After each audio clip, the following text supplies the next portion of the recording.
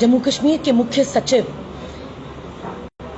4 सितंबर से 10 सितंबर को भ्रष्टाचार मुक्त जम्मू कश्मीर सप्ताह रखा गया है, डिक्लेयर किया गया है।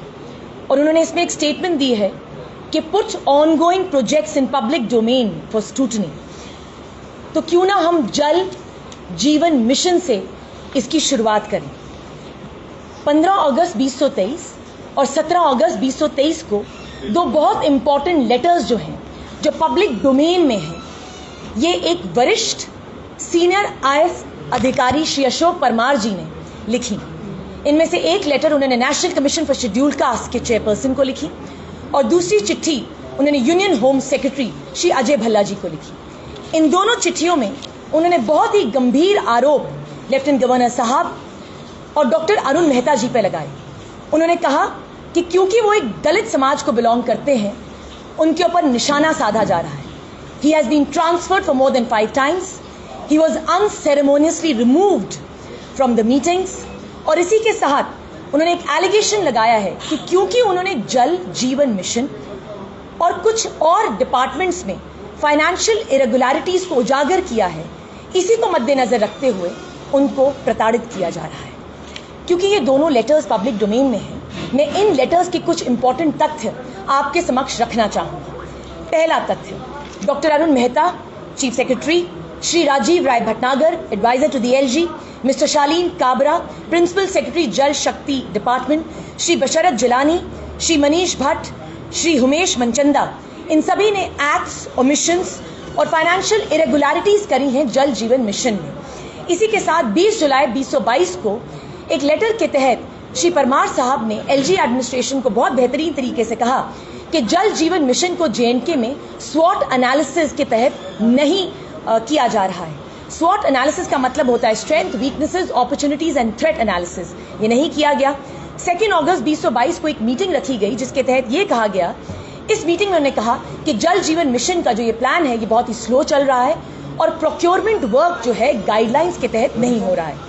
तीसरा इंपॉर्टेंट तथ्य, जहां पूरे हिंदुस्तान में जल जीवन मिशन का जो डेडलाइन है वो 2024 रखा गया, मगर जम्मू कश्मीर में इसका डेडलाइन दिसंबर 2022 रखा गया।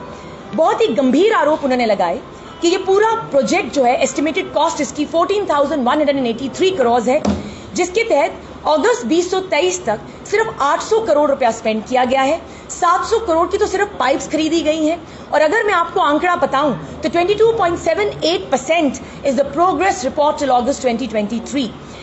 चीफ सेक्रेटरी साहब डॉक्टर अरुण मेहता जी के अगेंस्ट एक बहुत ही बड़ी जो है उन्होंने हम लोगों को जानकारी दी है। उन्होंने कहा है कि doctor Arun Mehta criminal conspiracy के तहत ओवर 3000 करोड़ की जो पाइप्स हैं वो प्रोक्योर कर रहे हैं और इसमें पूरा फ्लाउटिंग हो रहा है प्रोक्योरमेंट गुड्स मैनुअल का, जो जनरल फाइनेंशियल रूल्स के तहत, और सेंट्रल विजिलेंस गाइडलाइंस का।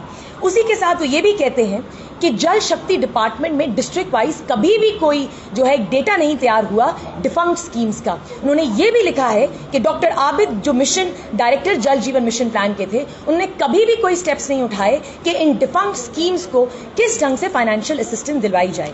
इसी के साथ वो ये कहते हैं कि जब मिस्टर शालीन काबरा को एक इंक्वायरी के लिए कहा गया तो उन्होंने इस इंक्वायरी को कंप्लीट ही नहीं किया और यह बताया ही नहीं कि क्यों जल जीवन मिशन का जो प्लान है वो ओवर टाइम जा रहा है और क्यों इसके कॉस्ट एस्केलेशन इतने ज्यादा हो चुके हैं। इसी के साथ फॉल्टी टेंडर्स फ्लोट किए गए, फेवरेट टेंटेड चीफ इंजीनियर्स को जो कहीं ना कहीं उनको पोजीशंस दी गई। एंटी करप्शन ब्यूरो ने 22 जून 2022 को एक एडवाइजरी निकाली। उस एडवाइजरी में उन्होंने कहा कि तकरीबन 10,000 करोड़ जो है जल जीवन मिशन में जम्मू कश्मीर में लाया गया, मगर उसके बावजूद भी जो है एग्जीक्यूशन प्रॉपर नहीं हुआ। वाटर सप्लाई स्कीम जो है डिस्ट्रिक्ट सांबा में फ्लाउट की गई और सिर्फ डिस्ट्रिक्ट सांबा में ही नहीं, बहुत सारी डिस्ट्रिक्ट जम्मू कश्मीर में ये स्कीम्स फ्लाउट हुई। इसी के साथ वो कहते हैं कि कितने ट्रांसफर, कितने पोस्टिंग ऑर्डर्स जो हैं लॉज के अगेंस्ट किए गए। 28.29 करोड़ की जो है HDPE पाइप्स जो हैं उनकी टेंडरिंग की गई, ये पाइप्स खरीदी गई और ये पाइप्स जो है हिली टेरेन के लिए ठीक ही नहीं है।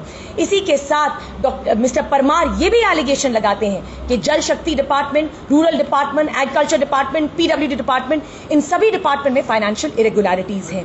18 पॉइंट्स जो हैं उन्होंने अपनी चिट्ठियों में लिखे हैं और इसी पॉइंट्स को मद्देनजर रखते हुए वो ये कहते हैं कि कहीं ना कहीं सीबीआई इंक्वायरी जो है जल जीवन मिशन के अगेंस्ट जो है होनी चाहिए। हमें पता लगना चाहिए that where the amount has been siphoned off. अंत में मैं यही कहना चाहूंगी कि when a senior IAS official who has more than 30 years of service makes allegations against the Lieutenant Governor and a senior official like Dr. Arun Mehta, then it is a matter of grave concern.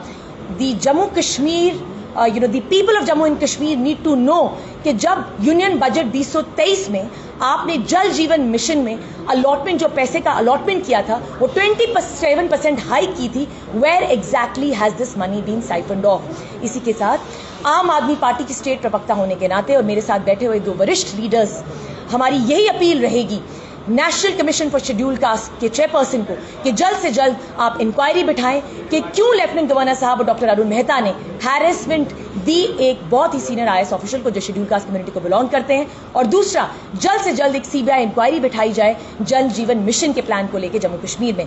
अंत में मैं LG साहब और उनकी team के लिए 2 पंक्तियां बोलना चाहूंगी। वो कहते हैं, तुम्हारे पहले वो जो शख्स यहां तख्त नशी था, तुम्हारे पहले वो जो शख्स यहां तख्त नशी था, उसे भी अपने खुदा होने पर बहुत यकीन था। इसी के साथ मैं आप सब लोगों का बहुत धन्यवाद करती हूँ। जय हिंद, जय भारत।